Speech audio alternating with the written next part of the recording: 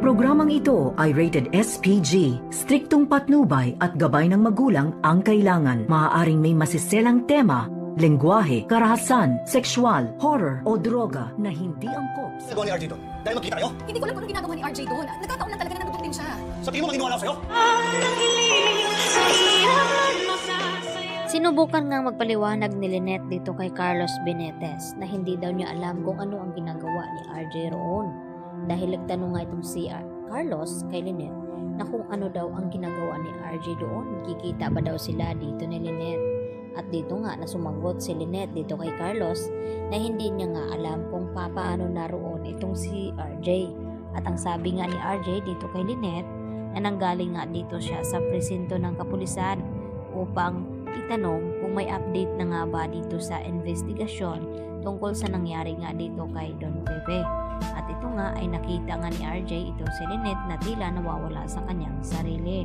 At kaya naman nilapitan niya ito. At dito nga dahil sa takot ni Lynette ay napayakap nga siya dito kay RJ. Kaya yun ang nadatnan dito ni Josa na naroon nga itong si RJ. At dahil tumawag nga itong si Carlos dito sa cellphone ni Lynette at itong si Josa ang nakasagot. At dito nga na ibinigay ni Josa ang address kung nasaan sila, kaya agad na pumunta roon itong si Carlos at nadatnan niya nga na magkasama itong si na RJ at itong si Lynette at Josa. At dahil dito, tumindi ang selos dito ni Carlos at dito nga na hinila palabas ng restaurant itong si Lynette. Kaya nang makarating na nga sila dito sa tahanan ni Carlos, ay dito na nga na nag-usisa ito kung ano daw ang ginagawa ni RJ roon at niloloko ba daw siya dito ni Lynette. At mariin naman na itinatanggi ni Lynette na walang ganun.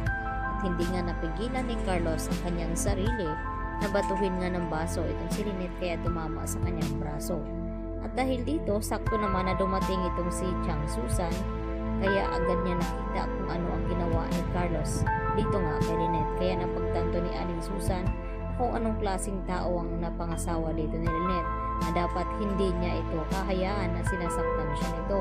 At ito na si Aling Susan ang mangingialam na dapat hiwalayan siya dito ni Lynette dahil hindi deserve ni Lynette ang ganoong klaseng tao. Samantala, labis naman ang pag-aalala dito ni RJ dito nga kay Lynette dahil kung mahal daw talaga siya ni Carlos, dapat hindi lang sa pagpapahinga ang ginagawa ni Carlos dito kay Lynette, dapat daw ay inalagaan niya nga ito dahil napansin nga dito ni RJ na parang lumalala na nga itong trauma ni Lynette, kaya agad naman na nag-alala ito at dito naman niya na sinangguni dito kay Doc Meneses na dapat daw hindi ganoon ang mga pagtatrato dito ni Carlos kay Lynette. At nagbigay naman ng pahayag itong si Doc Meneses sa kanyang kaibigan na sana daw ay ibigay na lamang ni RJ ang kanyang pagtitiwala dito kay Carlos at pag-aalaga dito kay Lynette dahil asawa na nga raw ni Carlos itong si Lynette at labas na nga siya roon.